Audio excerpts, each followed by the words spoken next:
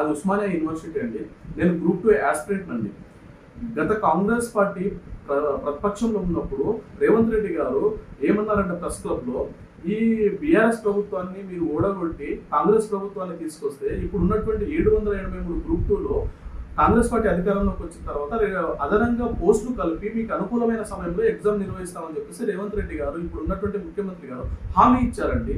ఆ హామీతో పాటు అదే విధంగా మేము మా పుస్తకాలు పక్కకు పెట్టి ఊరు వాడ వెళ్ళి మేము కాంగ్రెస్ పార్టీని ఒక్కొక్క వ్యక్తి 50 మందిని ప్రభావితం చేపించి కాంగ్రెస్ పార్టీని అధికారంలో తీసుకొచ్చామండి.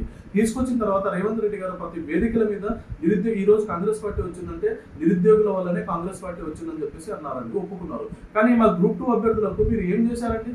గ్రూప్ 1లో పోస్టులు కలిపారు, డిఎస్సిలో పోస్టులు కలిపారు, కానీ గ్రూప్ 2లో పోస్టులు కలపకుండా ఎగ్జామ్ ఎందుకు నిర్వహిస్తున్నారని చెప్పేసి మా డిమాండ్. ఇప్పుడు మేమేం అడుగుతున్నాము? మీరు ఇప్పుడు గ్రూప్ 2లో పోస్టులు పెంచి గ్రూప్ 2 ఎగ్జామ్ని డిసెంబర్లో నిర్వహించామని అంటున్నామండి. దేనికి? మాకు అసలు పొద్దున మా మిత్రులు ఏంటంటే టీఎస్పీఎస్సీ శాంతియుత నిరసన అని పెట్టుకున్నారండి. దానికి మీరు వాళ్ళు అది ఏమనంటే ప్రజాప్రభుత్వం అంటారు. ఈ ప్రజాప్రభుత్వంలో నిరసన వాయిస్ చెప్పుకునేటువంటిది లేకుండా మాలాంటి సీరియస్ అభ్యర్థులకు, సీరియస్ గ్రూప్ 2 యాస్పిరెంట్కు, మాలాంటి వాళ్ళకు మీరు ఇలా మేము పొద్దున లేచిన కానీ కనీసం బ్రష్ చేయలేదండి. ఇప్పుడు నేను బ్రష్ చేయకుండా ఫ్రెష్ అప్ అవ్వలేదండి, కనీసం మొహం నీళ్ళు కూడా చల్లుకోలేదు, ఫ్రెష్ అప్ కూడా అవ్వలేదు. కింద నుంచి పోలీసులు మాకు ఆ ఫోన్లు చేయడం, ఎక్కడున్నారు ఏంటిదని చెప్పేసి, ఇలా పోలీస్ వాళ్ళు ఇట్లా ఫోన్లు చేసి భయభ్రాంతిలో గురి చేయడం ఏంటిదండి?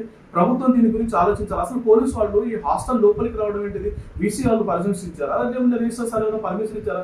మీరు హాస్టల్ లోపలికి వచ్చి మా రూమ్లు వెతుకుంటూ మమ్మల్ని భయభ్రాంతిలో గురి చేయడం ఏంటిది? ఈ నిర్బంధాలు ఏంటిదండి?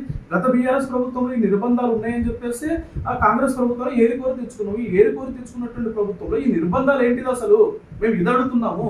అంటే నిరసన తెలుపుకోమంటారు మీరు, వాయిస్ వినిపించండి అంటారు మీరు, కానీ సమస్య ఏంటో అర్థం కాదు మీకు. సమస్య మేము చెప్తే మీరు వినరు. మేము మార్చి నుంచి అడుగుతున్నామండి గ్రూప్ 2 పోస్టులు పెంచి ఎగ్జామ్ డిసెంబర్లో నిర్వహించాలని చెప్పేసి.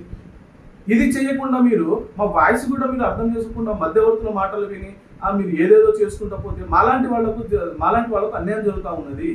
అయినా కూడా ఈ నిర్బంధాలు ఏంటిదండి? నేను పొద్దున లేచిన కాడి నుంచి కనీసం బ్రష్ కూడా చేయలేదు, టిఫిన్ కూడా చేయలేదు. బయట టిఫిన్కి వెళ్దామంటే కింద పోలీసులు ఉన్నారు, 10-15 మంది పోలీసులు ఉన్నారు కింద. ఇప్పుడు నేను ఎలా తినకుండా ఉండమంటారా మీరు? ఇదేనా ప్రజాప్రభుత్వం అంటే? ఈ నిర్బంధాలు ఏంటిదండి ప్రజాప్రభుత్వంలో? దయచేసి ఈ ప్రభుత్వం ఇలాంటివి మానుకోవాలా? పోలీసు వాళ్ళు కూడా అతి ఉత్సాహం చూపించకండి. మీరు కూడా ఒకప్పటి నిరుద్యోగులే, దయచేసి ఆలోచించండి. ప్రభుత్వం ఇలాంటి నిర్బంధాలు చేస్తే మాత్రం జరగబోయే తీవ్ర పరిణామాలు ఎదుర్కోవాల్సి వస్తుంది మీరు. కాబట్టి దయచేసి మాలాంటి వాళ్ళని మీరు ఇలా నిర్బంధించడం ఎంతవరకు కరెక్ట్ అని ఆలోచించుకోండి ఒకసారి. దయచేసి ఇప్పటికి కూడా ఈ ప్రభుత్వాన్ని వేడుకుంటా ఉన్నాము, ఈ గ్రూప్ 2 పోస్టులను పెంచి డిసెంబర్లో ఎగ్జామ్ నిర్వహించండి అని చెప్పేసి వేడుకుంటా ఉన్నాము. ఈ నిర్బంధాలు చెయ్యకండి, మా హక్కులని కాలరాయకండి.